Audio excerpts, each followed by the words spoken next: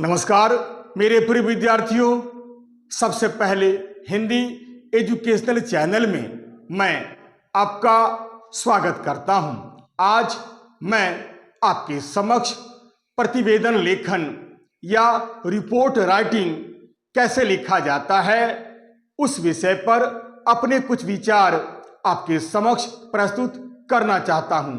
जी हां, वीडियो शुरू करने से पहले मैं आपको यह बता दूं कि समाचार पत्र में छापने के लिए रिपोर्ट इसी तरह तैयार किया जाता है।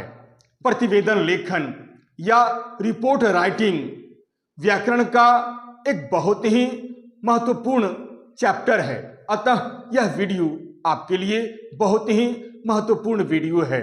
क्लास 6-7 से लेकर क्लास 11-12 तक के विद्यार्थियों के लिए प्रतिवेदन लेखन या रिपोर्ट राइटिंग से संबंधित 1-2 प्रश्न अवश्य रहता है, अतः यह वीडियो आपके लिए बहुत अधिक महत्वपूर्ण है।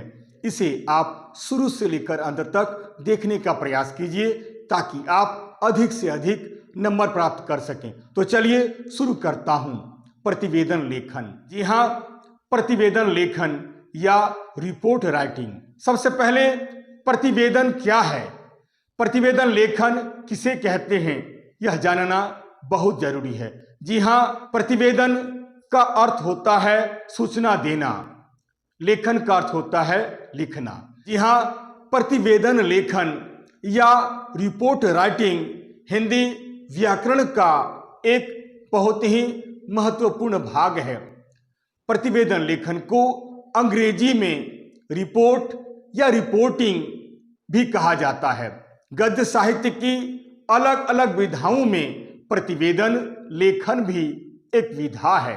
प्रतिवेदन पत्रकारिता की एक विधा है। आपने कई बार रिपोर्टर को रिपोर्ट तैयार करते हुए देखा है। एक रिपोर्ट लिखने के लिए कई बातों पर विशेष रूप से ध्यान देना पड़ता है।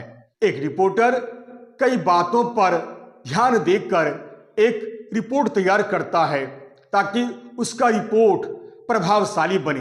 अर्थात प्रतिवेदन लेखन किसी भी घटना का वह एक लिखित विवरण होता है जिसके द्वारा किसी भी घटना, संस्था, सभा, समारोह, सम्मेलन, दल या विभाग द्वारा आयोजित घटना की पूरी जानकारी दी जाती है। प्रतिवेदन लेखन या रिपोर्ट राइटिंग का उद्देश्य संबंधित व्यक्तियों को संस्था के कार्य, प्रगति, जांच या परिणाम की जानकारी देना होता है। यही नहीं, प्रतिवेदन लेखन या रिपोर्ट राइटिंग के माध्यम से किसी भी घटना, चाहे वह अच्छी घटना हो या बुरी घटना, उसकी संपूर्ण जानकारी दी जाती है। यानी रिपोर्ट राइटिंग के माध्यम से किसी भी घटना की संपूर्ण जानकारी दी जाती है। जी हां, रिपोर्ट राइटिंग किसे कहते हैं या प्रतिवेदन लेखन किसे कहते हैं, इसके बारे में मैंने संक्षेप में बताने का प्रयास किया है। आशा करता हूं प्रतिवेदन लेखन किसे कहते हैं इसे आपने अच्छी तरह से समझ लिया होगा। जी हां, अब आगे यह बताना चाहता हूं कि प्रतिवेदन लेखन या रिपोर्ट राइटिंग कितने प्रकार के होते हैं। प्रतिवेदन लेखन या रिपोर्ट राइटिंग कई प्रकार के होते हैं। जैसे पहला, किसी सभा, गोष्ठी या सम्मेलन का प्रतिवेदन। दूसरा, जांच समिति या जांच आयोग द्वारा प्रस्तुत प्रतिवेदन। तीसरा, व्यवसाय की प्रगति का प्रतिवेदन या व्यावसायिक प्रतिवेदन। चौथा, किसी शैक्षिक, धार्मिक या सामाजिक संस्था का मासिक, त्रैमासिक, अर्धवार्षिक या वार्षिक प्रतिवेदन। इस प्रकार प्रतिवेदन या रिपोर्ट कई प्रकार के होते हैं। अलग अलग क्षेत्र में इसका अलग अलग प्रयोग होता है। आइए अब हमें यह जानना है कि प्रतिवेदन लिखते समय हमें किन किन बातों पर विशेष रूप से ध्यान रखना चाहिए ताकि सुंदर रिपोर्ट तैयार हो सके। आइए सबसे पहले हम इसे जानने का प्रयास करेंगे। मैं एक एक करके बता रहा हूं, आप बार बार ब्लैक बोर्ड पर ध्यान रखिएगा और एक एक करके समझने का प्रयास कीजिएगा, ताकि जब भी आप प्रतिवेदन लिखें आपका प्रतिवेदन सबसे सुंदर हो और आप अधिक से अधिक नंबर हासिल कर सकें। तो चलिए शुरू करता हूं। पहला, याद रखिएगा, प्रतिवेदन आप जब भी लिखेंगे आप इन विषयों पर अवश्य गौर करेंगे। तो चलिए शुरू करता हूं। पहला, प्रतिवेदन हमेशा भूतकाल में ही लिखना चाहिए, यानी जब भी आप प्रतिवेदन लिखें आप हमेशा पास्ट टेंस में लिखें। मैं एक एक करके ब्लैक बोर्ड पर आपको बता रहा हूं, आप ब्लैक बोर्ड पर ध्यान रखिए और एक एक करके देखने का प्रयास कीजिए, ताकि आपको एक एक बात समझ में आ जाए।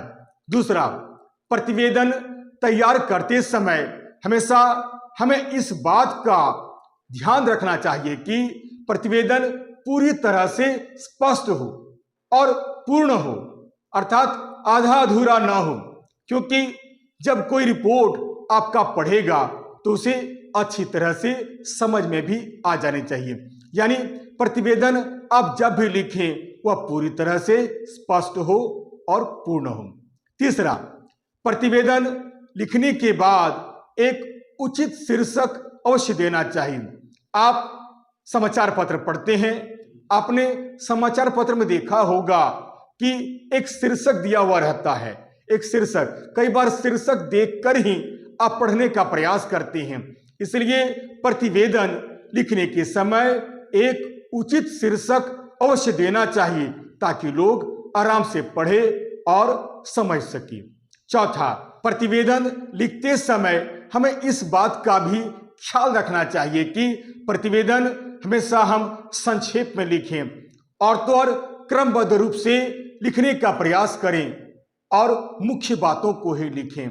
जी हाँ, प्रतिवेदन तैयार करते समय हमें हमेशा संक्षेप में, क्रमबद्ध में और मुख्य बातों को ही लिखना चाहिए, ताकि पढ़ने वाला आराम से समझ सके। जी हाँ, अब पांचवा, प्रतिवेदन लिखते समय कभी भी अपनी व्यक्तिगत बातों को या विचारों का जिक्र कभी नहीं करना चाहिए।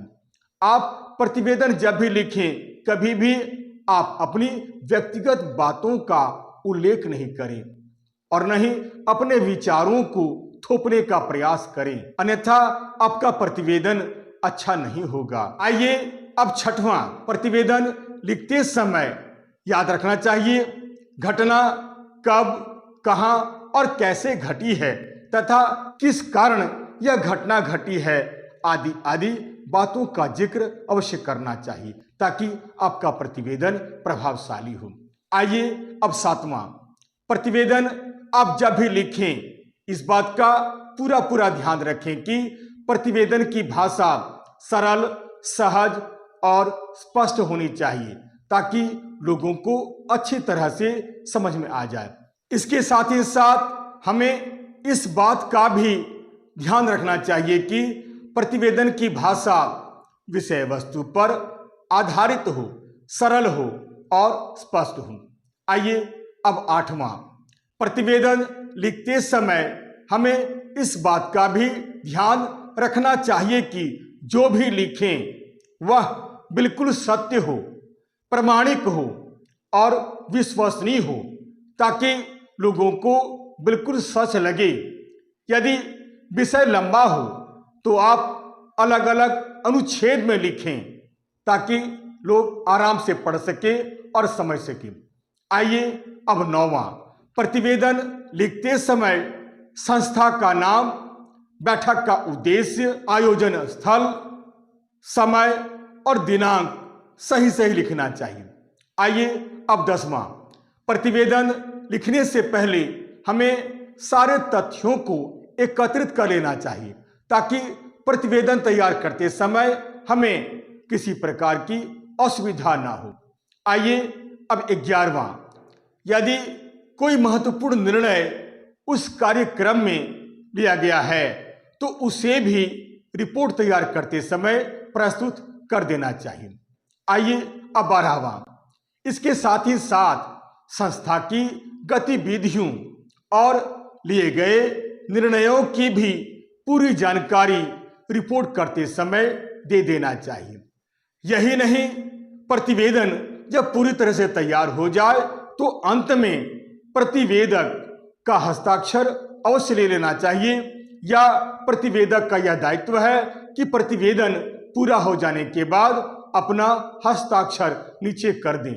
इस प्रकार यदि आप इन नियमों का ध्यान रखेंगे तो आपका प्रतिवेदन या रिपोर्ट बहुत अच्छा होगा और आपको अधिक से अधिक नंबर मिलेंगे। अब मैं इसे उदाहरण के माध्यम से समझाने का भी प्रयास करता हूं। मैं यहां पर 2 उदाहरण सामने रख रहा हूं।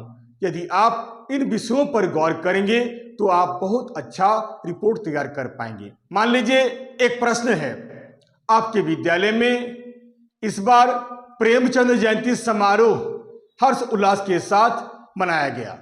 समाचार पत्र में छापने के लिए पर एक प्रतिवेदन तैयार कीजिए। तो आप कैसे लिखेंगे, इसे मैं यहां पर एक उदाहरण के तौर पर दे रहा हूं।